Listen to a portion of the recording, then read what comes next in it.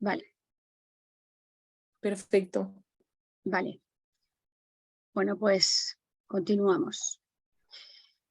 Como decíamos en la introducción, estamos en un cambio de sociedad muy profundo, donde las generaciones han pasado de la generación de nuestros padres, donde todo su foco estaba centrado en la seguridad económica, en hacer un esfuerzo, el que hiciera falta para conseguir esa seguridad, porque eran generaciones que venían de necesidades no cubiertas muy importantes, venían de una posguerra, sus padres venían de una guerra, y por lo tanto había una cultura donde la seguridad económica primaba sobre cualquier otra cosa.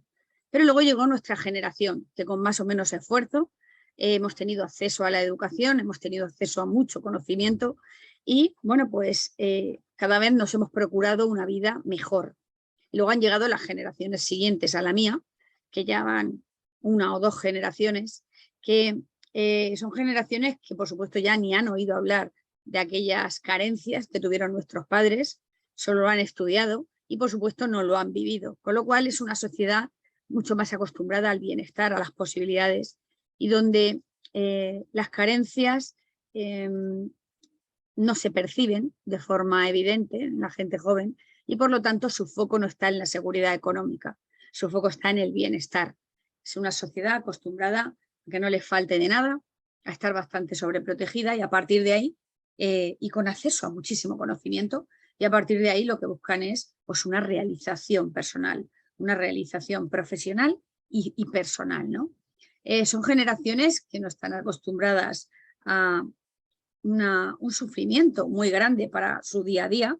Son generaciones que tienen acceso a la información y al conocimiento de forma inmediata, gracias a las nuevas tecnologías. Y entonces estas generaciones han tenido la posibilidad de tomar conciencia de todo lo que les rodea y al final buscan el dar sentido a su labor profesional y que de alguna forma esa labor profesional tenga una reversión hacia la sociedad.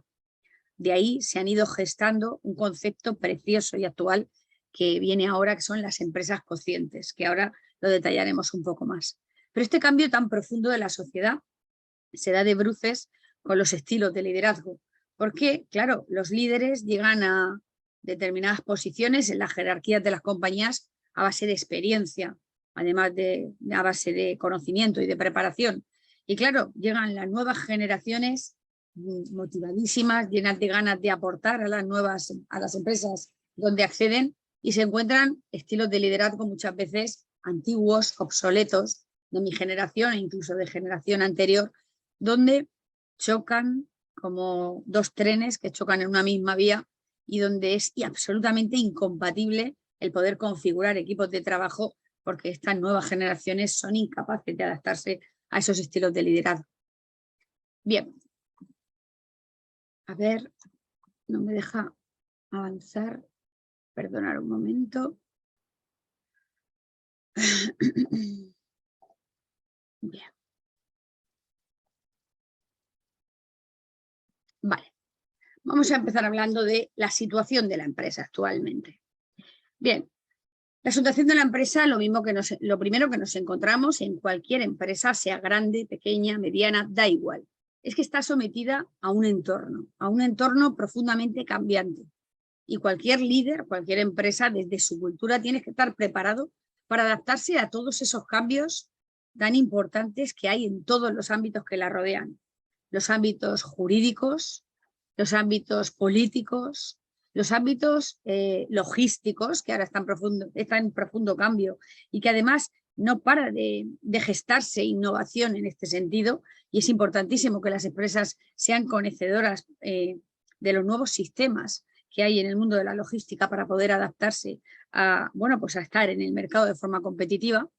También hay entornos bélicos, por desgracia, y nos afecta a todos y todos lo estamos viviendo, en Europa especialmente por el impacto que estamos teniendo ahora con la guerra de Ucrania. Por supuesto, hay un entorno cambiante de forma continua y pasmosa en el mundo de las tecnologías y todas las empresas que se resisten a innovar de forma continua van a sufrir muchísimo. Y luego, por supuesto, a los entornos económicos. Estos 6 factores son macrofactores, pero que afectan directamente en el mundo de la empresa y que la empresa no puede quedarse estancada en ninguno de ellos. Las empresas tienen que estar en continuo estudio, en continua búsqueda y en continua adaptación para poder adaptarse a cada momento que le toca vivir, si no quiere de alguna forma encontrarse sin darse cuenta que ha quedado estancada por un producto, por una situación jurídica, por una situación política o tecnológica en el que, sin darse cuenta, de la noche a la mañana quede fuera del mercado. Además, las empresas están sometidas a una de las palabras favoritas del mundo empresarial y de las que yo más odio, ¿no? La competitividad. Esto parece una carrera de fondo en el que tenemos que ganar unos y perder otros, sin dar espacio a todos en realidad. La competitividad hace que tengamos que estar muy en un mundo virtual en el que muchas veces los líderes consolidados, los líderes de hace una generación, se resisten muchísimo y no se dan cuenta que quedan fuera de él si no tienen una visión muy moderna o por lo menos no se rodean de gente joven y gente muy moderna que los tenga en esas nuevas vías de comunicación y de acceso al mercado. Y además está la formación de las empresas conscientes. Estas nuevas generaciones, en el fondo de su objetivo, en el foco que ponen para poder llegar a ilusionarse con un puesto de trabajo, a dar todo lo que tienen para entregar a una compañía en un puesto de trabajo, tienen que sentir que están en negocios lo más conscientes posibles. Estos negocios ya no sirve con que sea una empresa que busca un éxito a través de la ganancia económica por un servicio o un producto que ofrece. Ahora las empresas tienen que mostrarse tanto a sus trabajadores como al mercado, a sus clientes y a sus proveedores como negocios que engloban algo más que el propio beneficio económico. Las empresas conscientes trabajan en tener un propósito donde su producto, su servicio, tenga un impacto positivo en la sociedad en la que los rodea. Además, tiene que trabajar mucho la interacción con sus grupos de interés, es decir, clientes, proveedores y sus propios recursos humanos como valor más importante de las empresas. Tiene que trabajar mucho en sus estilos de liderazgo si quiere que sean coherentes con los recursos humanos que quieren adquirir para llevar esa empresa a cabo. Y, por supuesto, para todo esto tiene que definir una cultura de empresa como DNI de esta para estructurar todas las bases de trabajo para que las personas que estén dentro de esa compañía sientan que están en su sitio. Bien, pues para empresas donde hay resistencia a estos estilos de exposición pública como son las redes sociales, el mundo digital, más la resistencia que tienen a abrir un poco la mente y darle un foco a sus objetivos como empresarios y como compañías para abarcar lo que se denomina ahora negocios conscientes, supone una sensación de agotamiento y de estrés en los líderes que hace que de alguna manera luchen con los recursos que conocen, con la captación de nuevos talentos que no se quedan luego en las empresas y les abandonan una vez que se han formado, y con una lucha incesante contra todos esos entornos cambiantes con los que se encuentran, y hace que tanto los directivos como los jefes de departamento sientan que el mundo de la empresa, el mundo del empresario, es absolutamente agotador. La innovación tecnológica, como todos sabemos, en los últimos 40 años ha sido abrumadora. Hemos pasado de tecnologías relativamente muy novedosas en su día, como fueron la introducción de los ordenadores personales, los teléfonos digitales. A lo largo de media generación, hemos cambiado a una serie de innovaciones que ya se salen de la capacidad de entendimiento de muchos de los líderes y de los empresarios que conozco. Entonces, las empresas tienen que estar en este mundo, tienen que estar en esa innovación permanente. Y si el empresario no se ve capaz de adaptarse rápidamente, personalmente, a todas esta evolución tecnológica tan incesante en la que vivimos, tiene que rodearse de personas que le lleven en ese sentido y que puedan adaptar sus servicios, su producto y sobre todo la visión de sus empresas a estos mundos, ¿no? Además, desde hace unos años hacia acá, hay una realidad que la empresa pues tiene que entender, que afrontar y que aprender a manejar, como es la deslocalización del puesto de trabajo. Desde hace ya muchos años esto estaba llevándose a cabo. Hay muchas empresas que, bueno, pues por la globalización han tenido la oportunidad de captar recursos humanos interesantísimos en zonas completamente diferentes del mundo donde están localizadas las centrales. Pero es cierto que la pandemia hizo hace 2 años que viéramos una oportunidad de reducción de costes y de captación de talento interesantísima. Y además que nos ha servido para poder adaptarnos a lo que la sociedad demanda en este momento en cuanto a conciliación familiar, laboral y sobre todo a la posibilidad de poder expandirnos, seamos una empresa del tamaño que seamos, a través de esta deslocalización del puesto de trabajo.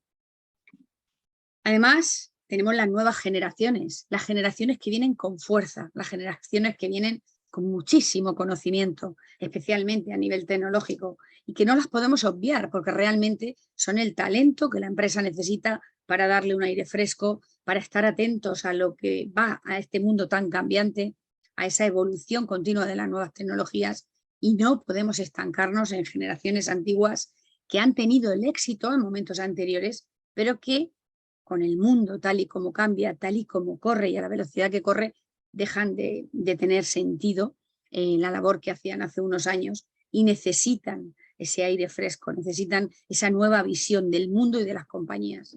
Entonces, las nuevas generaciones están más preparadas que nunca, están sobretituladas. Muchas personas tienen varias titulaciones universitarias, tienen máster, idiomas, habla casi todo el mundo, y realmente nos llevan una ventaja abismal en la adaptación a las nuevas tecnologías. Entonces, también tenemos que tener en cuenta que estas nuevas generaciones tienen algunas cosas que de alguna forma a los estilos de liderazgo antiguos les choca, les produce incomodidad, pero tienen que afrontar la realidad como es. Son generaciones menos resilientes, porque han sufrido menos para llegar a donde han llegado. Es verdad que se han esforzado mucho, que a nivel académico se les exige muchísimo, pero lo han tenido mucho más fácil que las generaciones anteriores por ese acceso al conocimiento, a la educación que han tenido, ¿no? Además, son generaciones que les encanta explorar. Hay una cultura de movilidad brutal en estas generaciones de trabajadores. Y un trabajador que llega a una compañía en la que, bueno, inicialmente se ilusiona por el motivo que sea y ve que no tiene ninguna opción de moverse, que no tiene ninguna opción, que se va a quedar allí encerrado, desarrollando una labor establecida durante un tiempo determinado, pues la realidad es que no va a aguantar mucho. La cultura de movilidad en estas generaciones está instalada en su ADN. Desde muy pequeños nosotros les hemos enfocado a que vayan a explorar el mundo, a que se vayan de Erasmus, a que estudien un máster fuera de su país, y ahora no les podemos convencer para que esa movilidad se termine en el momento en que llegan al mundo laboral. Y además tienen un concepto que las generaciones antiguas no se les pasaba ni por la cabeza, ¿no? Que es que quieren trabajar y quieren ser felices. Antes se decía, hace 2 generaciones, yo he oído a muchas personas decir que a la vida se había venido a sufrir, a trabajar, a padecer y ya está, y a morir. Y que esto era una cuestión de supervivencia. Pero la realidad es que ahora no es así. Las nuevas generaciones quieren trabajar y quieren ser felices. Y los estilos de liderazgo se tienen que enfocar hacia esa situación. Bien, pues ¿qué es un líder a día de hoy? En primer lugar, un líder es una persona que dirige. Y cuando uno dirige tiene que establecer las bases de trabajo a través de la cultura de la empresa a un equipo de personas con un objetivo común. Además, este líder tiene que tomar decisiones, aunque se rodee de personas que haga que confluyan los resultados de una empresa, las funciones que tiene que hacer una empresa, y que con todos esos resultados que se generen y que él maneje haya que tomar una serie de decisiones. Es verdad que la última toma de decisiones a nivel de departamento, a nivel de compañía, en función del puesto que ocupe ese líder, la toma de decisiones está en el líder y tiene que estar preparado para ello. ¿Suele ser un experto en su materia? Claro que sí. Y además, bien, como experto de la materia, como recompensa a esa experiencia, a todo ese conocimiento adquirido, pues va adquiriendo esos papeles de líder en función de cada compañía. Y además es el responsable de los resultados.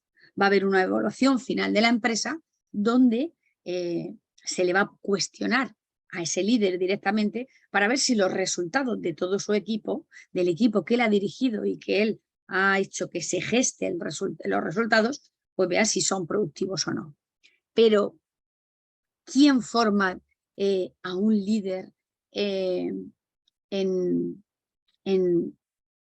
cuestiones de liderazgo puramente?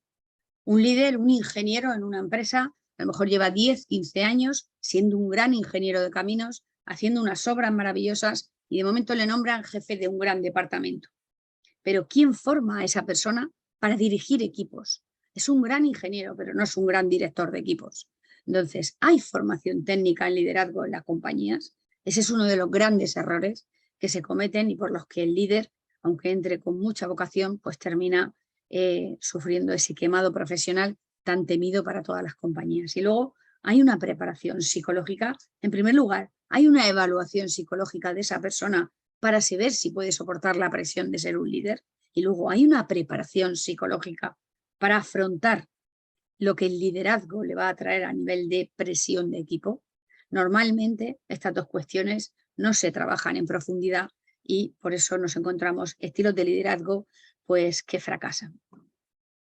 El líder sufre de una gran motivación inicial cuando llega a dirigir equipos, porque tras una trayectoria profesional con mucho esfuerzo, con mucha dedicación, y cuando ya siente cierta seguridad en lo que hace, le nombran líder. Pero como no hay una formación específica en liderazgo, al final, a corto y medio plazo, la mayoría sufren una gran desmotivación debido a que el equipo no funciona como él esperaba que funcionara. Hay una necesidad excesiva de control porque no se fía de la gente con la que trabaja. Porque cuando tú no sabes liderar un equipo, cuando no sabes delegar, cuando no sabes transmitir lo que realmente necesita la compañía de cada uno y cuando no sabes motivar al equipo que trabaja para ti, al final el equipo, la sensación que te traslada es que no está contigo, que no es productivo, que no está cohesionado. Con lo cual, al líder se le va generando una necesidad excesiva de control que le hace entrar en un estado de estrés y de sufrimiento permanente.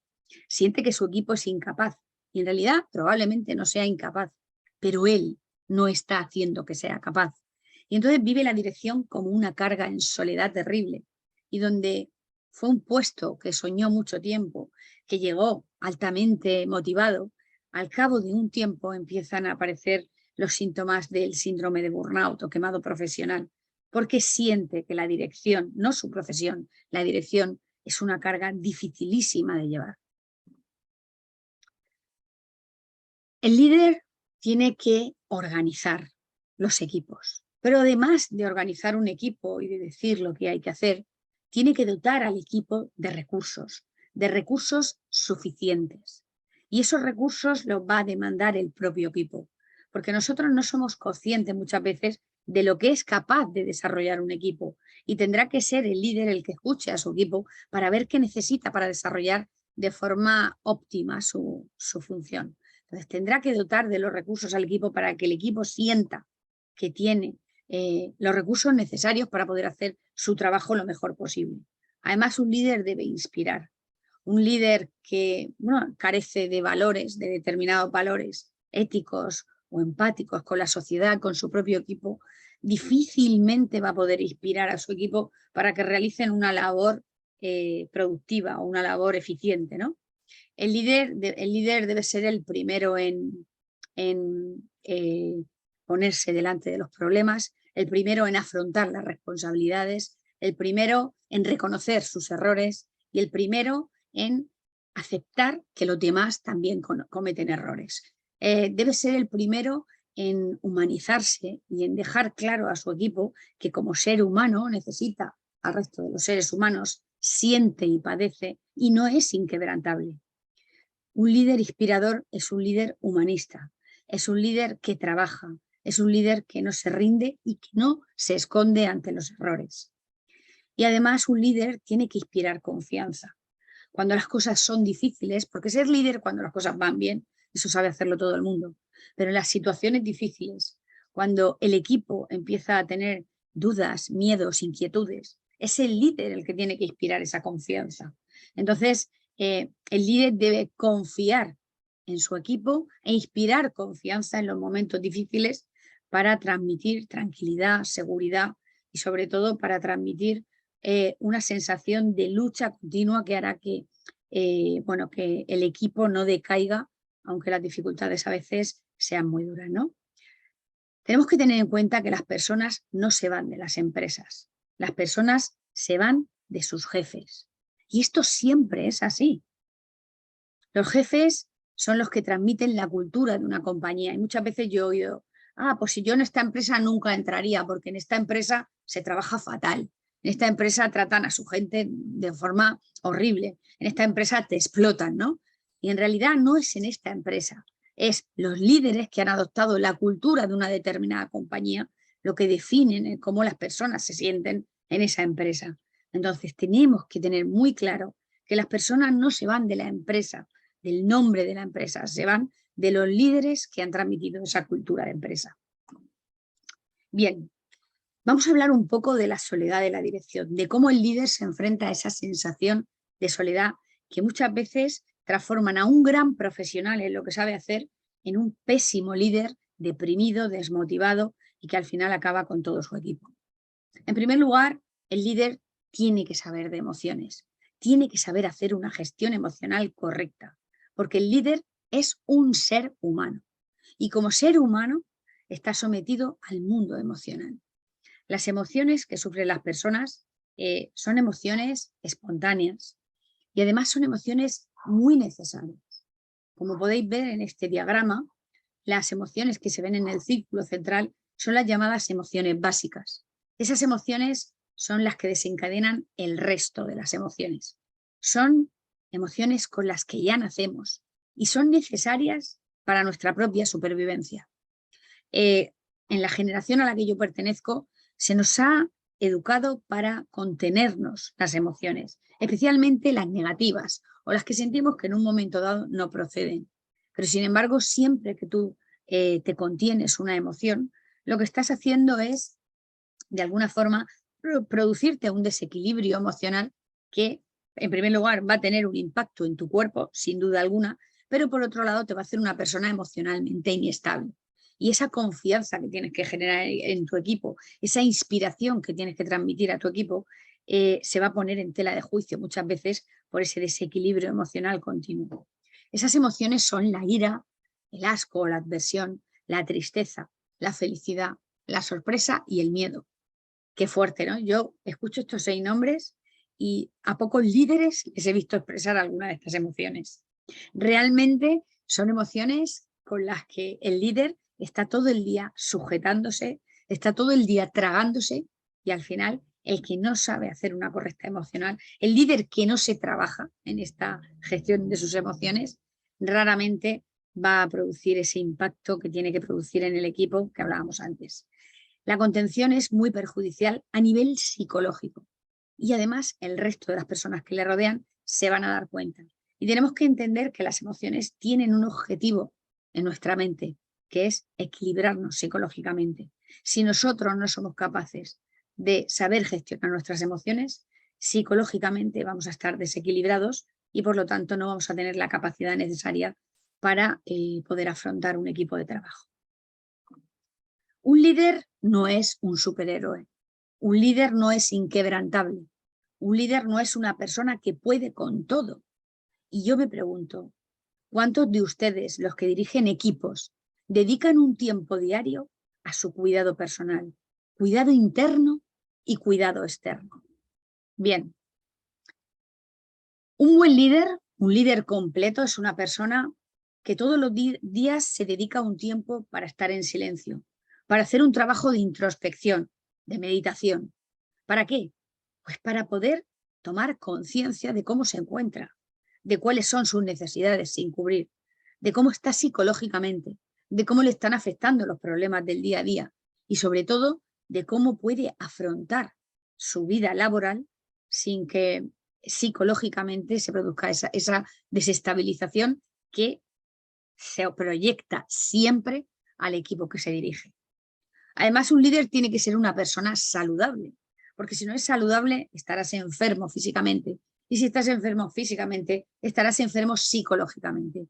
Un líder tiene que practicar una actividad deportiva, tiene que moverse, porque vivimos una sociedad profundamente sedentaria, que no se mueve lo mínimo para poder sobrevivir.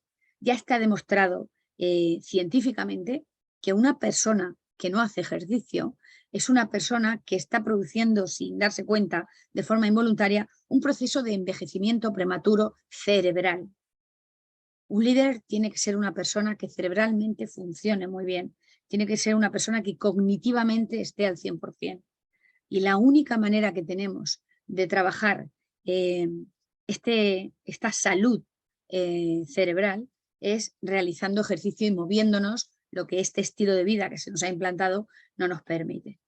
Un líder es una persona que se alimenta correctamente. La alimentación es la base de nutrición para nuestro organismo para poder sobrevivir. Una persona que no se alimenta correctamente entrará de nuevo en desequilibrio hormonal y físico que hará que le afecte psicológicamente y de nuevo volverá a tener un impacto psicológico en el equipo y hará que el equipo no sea lo productivo que tiene que ser.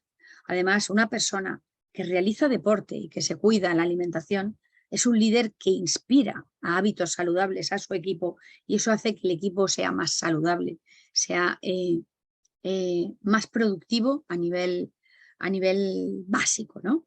Además, un líder es una persona que vigila su descanso y vigila el descanso de su equipo. El descanso es una de las cosas que en nuestra sociedad más se descuida. Pensamos que durmiendo 4 o 5 horas es suficiente y que si somos buenos líderes es porque trabajamos muchísimo, porque nos desconectamos, porque estamos 24/7, ¿no? Pues no es cierto. El ser humano es un cuerpo que necesita descansar todos y cada uno de los días para poder regenerar física y psicológicamente todo lo que el día a día ha desgastado. Si nosotros no nos procuramos una media de 7 horas diarias de descanso, si además no somos capaces de desconectar del trabajo cuando salimos de la jornada laboral, pues seremos personas que tanto física como psicológicamente nos veremos afectados de un impacto muy negativo. Y además un líder es una persona que se implica en la sociedad, es una persona que realiza algún tipo de acción no pública, incluso privada, de tipo altruista, que se implica con lo que le rodea, que intenta mejorar el mundo, aunque sea a pequeña escala. Entonces, para una persona que pretende cohesionar un equipo, que un equipo sea productivo y que le siga en las dificultades, que es donde más dificultad encontramos para que el equipo responda, tiene que ser una persona con este perfil, una persona auténtica, que se trabaje su introspección, que se trabaje su crecimiento interno, que sea saludable físicamente a través del movimiento y de la nutrición, que se procure el descanso suficiente y la desconexión y que participe en mejorar la sociedad que le rodea. Vamos ya a hablar de nuevos estilos de liderazgo. Para hablar de estilos de liderazgo es imprescindible hablar de cultura. La cultura es el DNI de cada empresa, es la columna vertebral de una compañía y además es un punto clave para captar y retener talento joven. La cultura de la empresa se define a través del estilo de liderazgo que se decida tener, si va a ser un líder con un estilo compasivo, donde se le dé valor a los seres humanos que conforman la empresa o sencillamente se les maneje como máquinas de producir y haga sentir a sus trabajadores que no tienen valor como personas. La cultura de la empresa va a definir cómo es la calidad del trabajo de las personas que trabajan allí, cómo es el entorno laboral, cómo son los horarios, cómo es la flexibilidad para conciliar la vida laboral con la vida familiar. ¿Cuáles son las costumbres y los valores de la compañía? Y están, por ejemplo, pues qué valor se le da a la familia, qué valor se le da a la generosidad, qué valor se le da a los momentos de dificultad de sus trabajadores, qué valor se le da a el nivel de conciencia que tienen los proveedores, o solo vamos a comprar a los proveedores más baratos que tengamos. El trabajador va a percibir, y el trabajador, el cliente y el proveedor va a percibir en esa cultura de la empresa si es una empresa que se preocupa por hacer una interacción eh, hacia, hacia proveedores, clientes y recursos humanos de su empresa que casen con sus propios valores o no. Y además, hablamos de empresas, la cultura de la empresa también va a definir qué esfuerzo hace esta compañía en el desarrollo profesional de sus trabajadores. Una persona que entra a trabajar en una compañía y que siente que ya no hay más desarrollo profesional porque tiene que estar 8 horas diarias trabajando para esa empresa y esa empresa no le proporciona un crecimiento y siente que a los 3, 4 años de estar trabajando allí se está estancando en determinadas cosas de su profesión, va a ser un trabajador que se marche de esa empresa. La empresa tiene que promocionar el desarrollo profesional de todos y cada uno de sus trabajadores para que sigan adaptándose a todo este entorno tan cambiante que hay en el mundo que nos toca vivir. Además, las empresas tienen que definir qué asignación de recursos van a hacer para sus trabajadores, porque un trabajador que siente que no tiene recursos suficientes para desarrollar su labor lo mejor posible va a entrar en perfiles de quemado profesional. Y por último, la cultura tendrá que definir qué disposición tiene a la innovación permanente a nivel tecnológico, por ejemplo, para que su empresa siempre esté actualizada, siempre esté dentro del mercado y siempre esté, sobre todo, abierta a la mejora continua que la innovación nos permite. Entonces aquí quiero remarcar 2 conceptos que me importan muchísimo. En primer lugar, la cultura social debe ser igual a la cultura real, porque yo conozco empresas que tienen una cultura definida preciosa, llena con un estilo de liderazgo descrito espectacular, con unas instalaciones aparentemente buenas, con unos valores definidos en sus publicaciones increíbles, donde prometen un desarrollo profesional correcto para sus trabajadores, donde se supone que tienen medios para asignar todos los recursos necesarios y donde se supone que tienen medios para estar abiertos a esa innovación. Y la realidad es que en el interior de esas compañías no se parecen en nada a la cultura real. Esa cultura social es lo que llamamos un simple postureo, son definiciones que se hacen a nivel público a través de certificaciones, de publicaciones, a través de los departamentos de marketing, pero que luego la gente que trabaja en el interior de la compañía no siente ninguno de esos puntos que definen esa cultura. Y luego la cultura real, la que se percibe en el interior de las empresas, debe ser compatible con el perfil del trabajador, porque si no, estos trabajadores de estas nuevas generaciones terminarán por marcharse. Y el trabajador que no se marche estará en un estado de inconformismo absoluto, será improductivo, no se implicará en absoluto y lo único que será un trabajador de los que llamamos sobrantes en las compañías. Entonces, a la hora de definir la cultura de una compañía, tenemos que definir una cultura que seamos capaces de llevarlo a cabo en la realidad de la empresa y a la hora de seleccionar a nuestros recursos humanos o de evaluar los recursos humanos que tenemos, tendremos que ver si sus valores coinciden con la cultura de la compañía para que se sienta integrado en un equipo que se corresponda con sus valores y por lo tanto le dé coherencia a su vida. Si no, el trabajador vivirá en una incoherencia continua y terminará quemado seguro. Una de las cuestiones que las empresas tienen que entender ya y que esto en los estilos de liderazgo antiguos no cabía en la cabeza, era que no podemos deshumanizar los puestos de trabajo. Yo he oído muchísimas veces que cuando uno entra por la puerta de la empresa tiene que dejarse su vida fuera, que a la empresa se va a trabajar y que en tus 8 horas de trabajo te tienes que olvidar de tu vida, de tus problemas. Pero esto, ¿quién es capaz de hacerlo? Absolutamente nadie. Si una persona tiene un hijo enfermo, si una persona está pendiente de un diagnóstico, si una persona tiene problemas de pareja, tiene problemas económicos, jamás va a poder entrar por la puerta de la compañía, dejar sus problemas metidos en el coche o en el parking y entrar al trabajo absolutamente abierto a producir sin que su mente le traicione y le lleve de forma continua a esos problemas que está sintiendo. La humanización en las empresas es fundamental.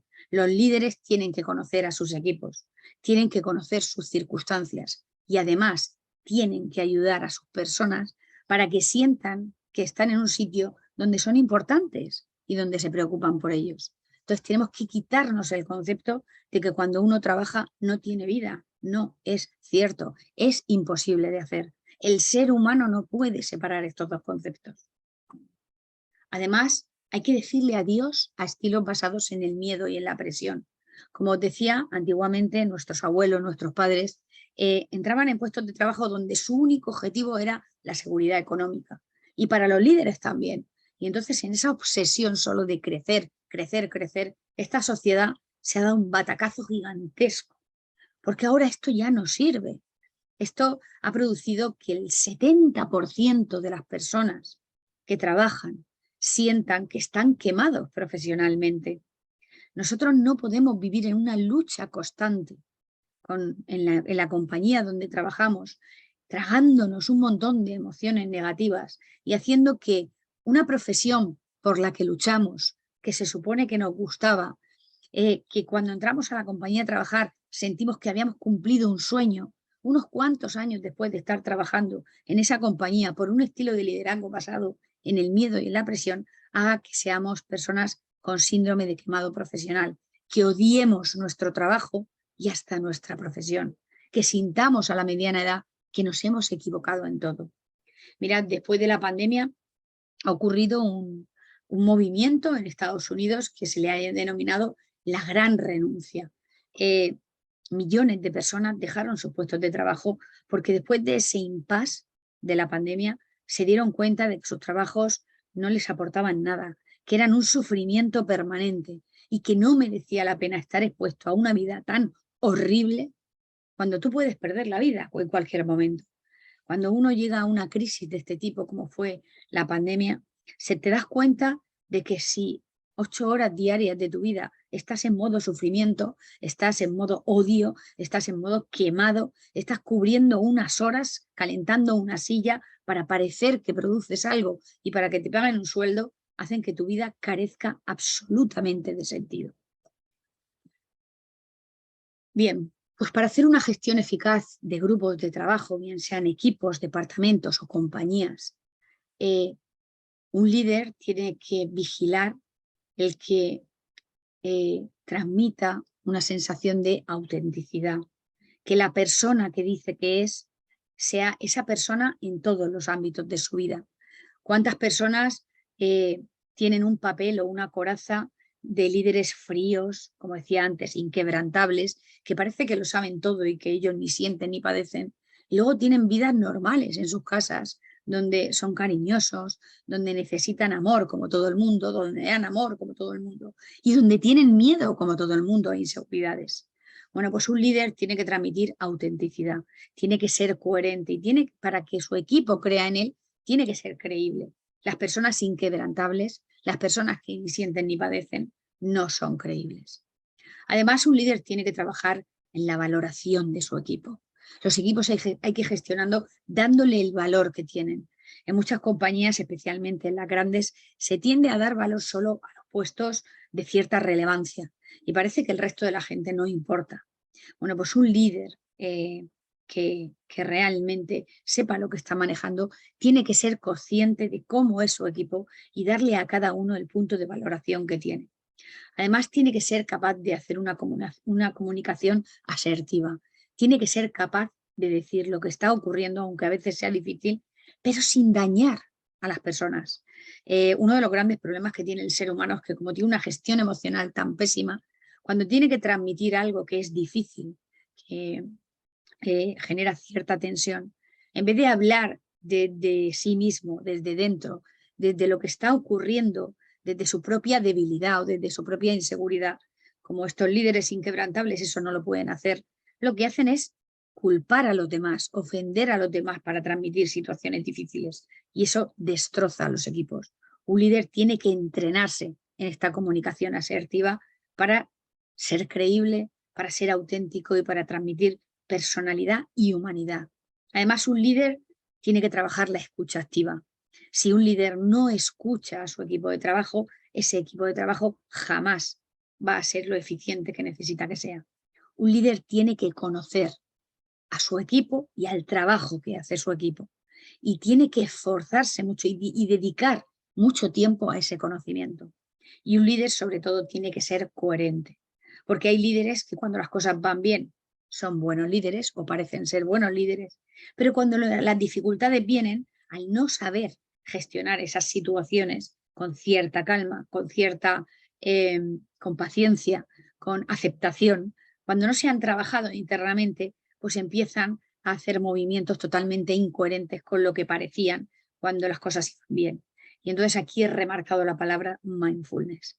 Mindfulness es un entrenamiento mental fundamental para cualquier tipo de líder si quiere trabajarse esa coherencia a través de la capacidad de aceptar las situaciones difíciles, de afrontar las dificultades sin dramatizar, sin victimizarse, a través de la paciencia, a través de la calma interior y, bueno, pues a través de determinadas herramientas que esta disciplina le puede aportar que haga que su equipo se sienta seguro, respaldado y sobre todo que lo dirige a una persona capaz de llevarlo hacia adelante. La gestión de equipos sin presencialidad se ha hecho tan evidente y tan necesaria ya en nuestra sociedad que ineludiblemente el líder tiene que prepararse para esto. Hay que trabajar en los estilos de comunicación a través del teletrabajo, que son completamente diferentes al presencial, porque desaparece una de las partes más importantes en la comunicación, que es la comunicación no verbal. Tiene que trabajarse el cumplimiento de horarios pactados y la flexibilidad adaptándose a las zonas horarias de los trabajadores que trabajen en zonas distintas. Tiene que trabajarse a las circunstancias personales de cada trabajador que trabaje desde su domicilio. Tiene que ser una empresa comprensiva, flexible y que encuentre un equilibrio entre lo que necesita y lo que necesita el trabajador. Tiene que haber un respeto absoluto de las horas libres. Tiene que haber reuniones solo necesarias y no cada vez que al líder se le antoje, porque puede ser que rompa el ritmo de trabajo y que el equipo sienta que son movimientos de desconsideración con su labor. Tiene que hacer o tiene que recibir formación en la gestión del teletrabajo, tanto el líder como el resto de su equipo. Tiene que intentar tener alguna reunión presencial periódica, aunque sea anual, no hace falta que sea todos los meses si la distancia es muy grande, pero tiene que haber esa conexión para que haya un conocimiento personal, un conocimiento íntimo del equipo, para que aunque trabajemos mucho a través de las pantallas, tengamos una referencia de la persona que tenemos detrás. Y por supuesto tiene que haber un sistema de control establecido y conocido por todos para este sistema de teletrabajo que no genere incertidumbre en los trabajadores y desconfianza en el líder. Como os decía antes, la asertividad es uno de los puntos críticos para un líder. Un líder tiene que ser capaz de decir lo que tiene que decir sin hacer daño, sin ofender, sin atacar a su equipo. Y en muchas ocasiones, cuando no sabemos gestionarnos emocionalmente, este es el gran talón de Aquiles de los líderes. El líder tiene que conocerse, tiene que trabajarse, tiene que saber cómo afronta las dificultades. Y luego tiene que ver las consecuencias del sistema de comunicación que utiliza, que en muchas ocasiones es muy negativo. Y a partir de ahí, formarse y establecer estrategias para poder comunicarse de forma más asertiva. Hay 3 tipos de comunicación en cuanto a la asertividad se refiere. Está el pasivo, el asertivo y el agresivo. El pasivo es una persona que no inspira, que no genera confianza, que culpa a los demás de todo lo que ocurre y que además esconde sus propios errores, jamás se responsabiliza. El agresivo es una persona que solo mira por su bienestar, que ataca continuamente, que desprestigia, que veja a su equipo y por lo tanto va a ser un equipo completamente alejado y desconectado de los intereses de su líder. Y el asertivo es el que es capaz de cohesionar un equipo, porque aunque las situaciones sean difíciles, es capaz de hablar desde sí mismo, sin culpar a los demás, sin asumir sus responsabilidades, sin esconder sus errores y sobre todo, pues poniendo encima de la mesa que él también es un ser humano. Para que un equipo funcione, un líder de esta época tiene que ser consciente de que el estrés es la enfermedad de este siglo. El estrés es uno de los motivos por los que todos los trabajadores terminan quemándose, terminan enfermando y sobre todo terminan sintiendo que su vida no es plena, que no son felices y mucho menos en su trabajo. Cuando un líder es consciente de lo peligroso que es el estrés de equipo, es capaz de poner en marcha acciones para que su equipo se libere de los estresores a los que inevitablemente estamos sometidos en el mundo laboral. Tendrá que formarse en la gestión del burnout, quemado profesional, para establecer determinadas formas de tratar y de trabajar con su equipo para que el líder no suponga un estresor más en el trabajador. Tendrá que fomentar el ejercicio físico en su equipo si quiere que el estrés sea menor. Tendrá que aprender y enseñar o dotar de la formación necesaria a su equipo para técnicas como el entrenamiento mental o la respiración, para que, a pesar de que sean empresas que a veces son profesiones que están sometidas a muchísimo estrés, porque la profesión así es, ¿no? Eso no se puede cambiar, pues que el trabajador sea capaz de gestionarse a sí mismo esos estresores y de que el estrés no sea el rey de la fiesta en el equipo y no sea pues el motivo por el que los equipos entren en conflictos permanentes, baje mucho la productividad, haya mucho absentismo laboral y sobre todo se genere un mal ambiente en el equipo de trabajo, que por mucho que te curres o te trabajes el estilo de liderazgo, no consigas que ese equipo funcione. Los estilos de liderazgo, de dirección compasiva, son un estudio de cómo el líder debe de actuar, cómo debe de conocer a su equipo, cómo debe de comunicarse con él, cómo debe de gestionar el trabajo, cómo debe de afrontar todas las necesidades que su equipo necesita para llegar a la conclusión de que pueden trabajar en esa compañía y ser felices. Se pueden sentir realizados personal y profesionalmente, sentir que trabajan para gente que merece su esfuerzo, sentir que trabajan para una compañía que les proporciona los recursos que necesitan para poder desarrollar su trabajo sin demasiado estrés y sobre todo sentir que su empresa se preocupa por ellos, que les importa, que su opinión es importante, que su bienestar es importante y por lo tanto se sienten acompañados a lo largo de su vida profesional también en las circunstancias que pasen en su vida personal.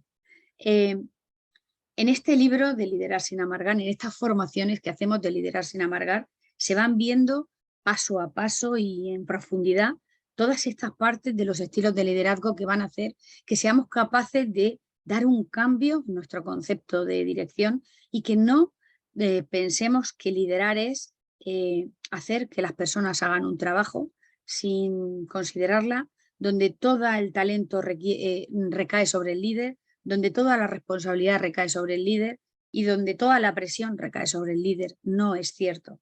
Si un líder vive con esa sensación, va a proyectar muchísimo estrés, muchísima presión y muchísima sensación de falta de confianza y de motivación a su equipo.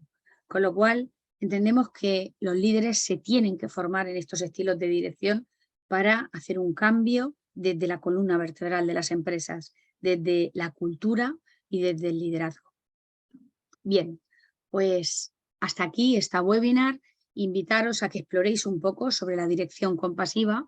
Os dejo aquí el acceso a, pues a las cuentas donde podéis encontrar información al respecto de mi trabajo y os dejo también los títulos de los 2 libros que os pueden ayudar a explorar un poquito más sobre este tema. Bien, a partir de aquí vamos a abrir un turno de si alguien quiere intervenir o participar o decir o hacer cualquier pregunta.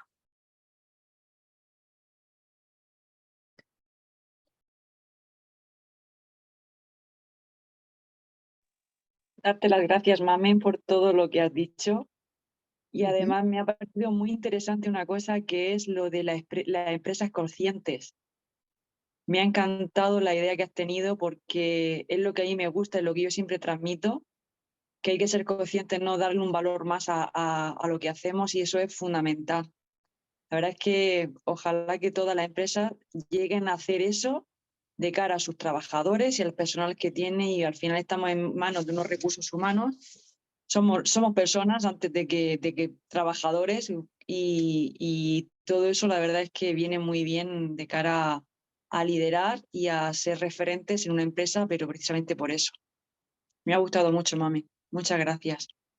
Muchas gracias, Susana. El mundo de la empresa consciente me parece que es la revolución de lo que nos viene en el mundo empresarial, donde la empresa antiguamente tenía un objetivo que era ganar dinero y además te decía, ¿cuál es la función de una empresa? Ganar dinero. Y eso me lo han dicho en la universidad. Sin embargo, ahora el mundo empresarial ya está tomando conciencia de que, además de tener unos resultados económicos para ser viables, tienen que tener un propósito y es que su producto, que su servicio tenga un impacto positivo en la sociedad. Las empresas tienen que tener un propósito de mejora del mundo que les rodea a través de su producto o de su servicio. Y el trabajo en esa mejora de la sociedad hará que tenga unos frutos económicos. Como resultado de ese esfuerzo para mejorar ese entorno, tendrá unos resultados económicos. Eso, por supuesto, teniendo siempre muy en cuenta la selección de sus interlocutores, que son sus proveedores, sus clientes y sus recursos humanos. Las empresas se tienen que humanizar en todos los sentidos, en todas las direcciones, y si no, bueno, pues se quedarán fuera, porque las nuevas generaciones vienen con un fuerte carácter de concienciación social que las generaciones más mayores, como la mía, todavía estamos en proceso de cambio y tenemos que adaptarnos a esa situación. Muchas gracias, Susana. A ti. ¿Alguna duda? ¿Alguna pregunta? Los libros, mami, has dicho que los ibas a pasar. En la última diapositiva estaban los dos. Se titulan uno Liderar sin amargar y otro No me soporto. No me soporto es un libro para un manual sobre mindfulness para que el líder se pueda trabajar a nivel personal, y el libro Liderar sin amargar es un libro de un manual de dirección compasiva donde se desarrolla todo lo que hemos hablado en esta webinar. Aparte, Logísticos, que es la empresa que ha organizado esta webinar, va a organizar formaciones específicas para mandos intermedios y directivos en el tema de la dirección compasiva, en liderar sin amargar. Solo una cosita, Mamen. Sí, Ángeles. Bueno, gracias primero por toda la exposición y segundo, está muy enfocada la webinar a lo que es el liderazgo, pero no sé si también se va a trabajar por parte de Human Balance en los propios trabajadores. Sí, claro. Esto es una webinar que se titula Liderar sin amargar, manual de dirección compasiva para mandos intermedios y directivos. Pero Human Balance, como proyecto profesional que todavía no se ha presentado, solo se está gestando y está ya casi, va a trabajar directamente en los profesionales. De hecho, se van a hacer formaciones de mindfulness enfocada a determinadas profesiones específicas para trabajar en los focos estresores de cada una de las profesiones. Sí, va a ir directamente al profesional. Genial.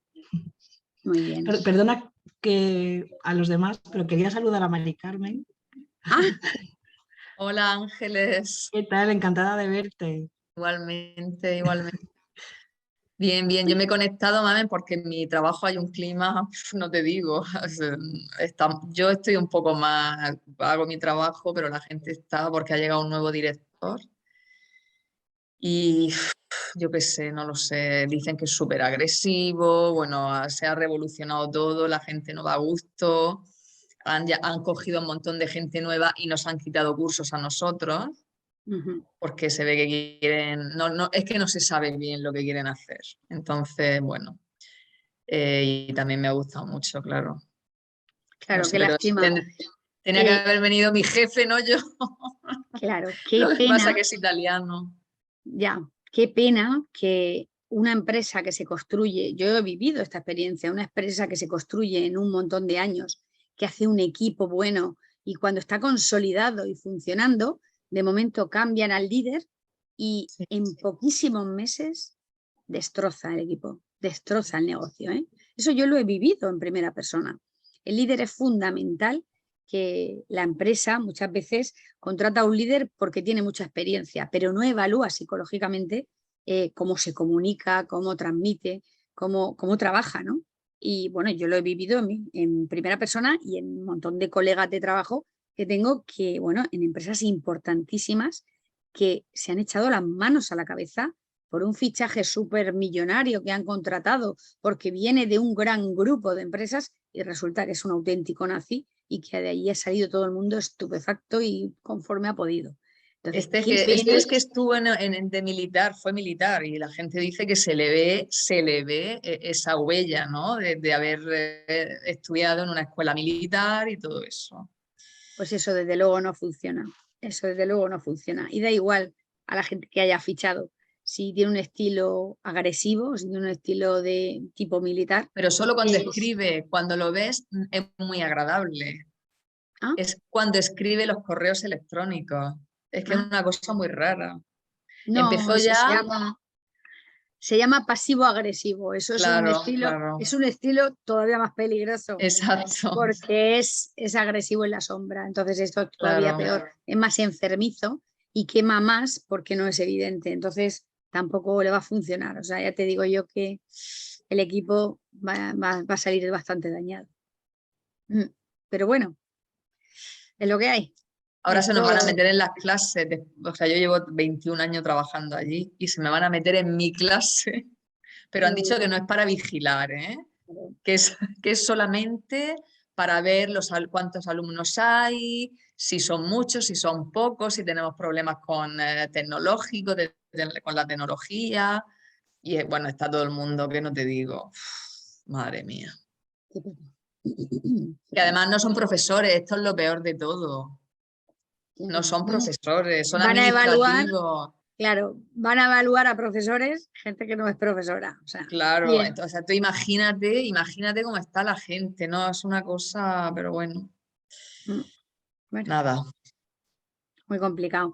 Sí, normalmente la lástima es que estas formaciones, es verdad que los mandos intermedios sí que se procuran mucho de hacerlas porque quieren sacarle partido a sus equipos, quieren hacer un buen trabajo, pero cuesta un poco más que accedan a ellas los directivos, que son realmente los que generan la cultura de la empresa y los que deberían de hacer esa formación. Pero bueno, ahí estaremos luchando, intentándolo. Mi marido hizo meditación, hizo cursos de mindfulness en su empresa, ¿eh?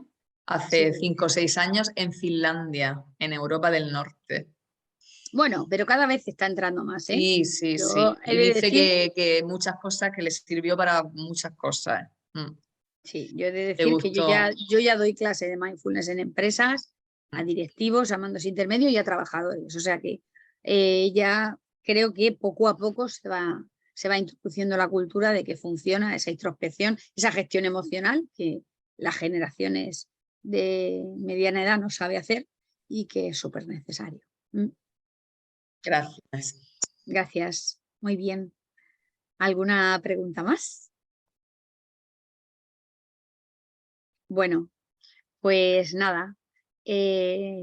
Simplemente deciros que Logístico va a seguir desarrollando estas formaciones de liderar sin amargar y que es interesantísimo que la gente pues bueno haga un poco una evaluación de cómo es su estilo, de cómo es su gestión interna, de cómo es capaz de afrontar una dirección de un equipo, si es en soledad y a base de presión y de creer que todo está en sus manos, o cambia el concepto y hace un trabajo para inspirar y para organizar un equipo de trabajo que funcione por sí solo, que es lo ideal. Muchas gracias a las que os habéis conectado. Sé que la mayoría lo va a haber grabado. Bueno, pues aquí estamos para lo que necesiten, los que lo vean en diferido. Y nada, que nos vemos en la próxima ocasión. ¿Vale? Muchas gracias, más buena, Mamen. Gracias. Ángeles, un placer verte. Adiós. Que no te vi en Galicia. Ya, qué pena. Pero bueno, en otra ocasión. Vale, estás bien, ¿no? Bien. Trabajando, supongo. ¿Tú dónde estás exactamente? En La Coruña. Por el momento no estoy trabajando, he tenido ahí alguna problemilla precisamente relacionado con lo que habla Mamen. Olin.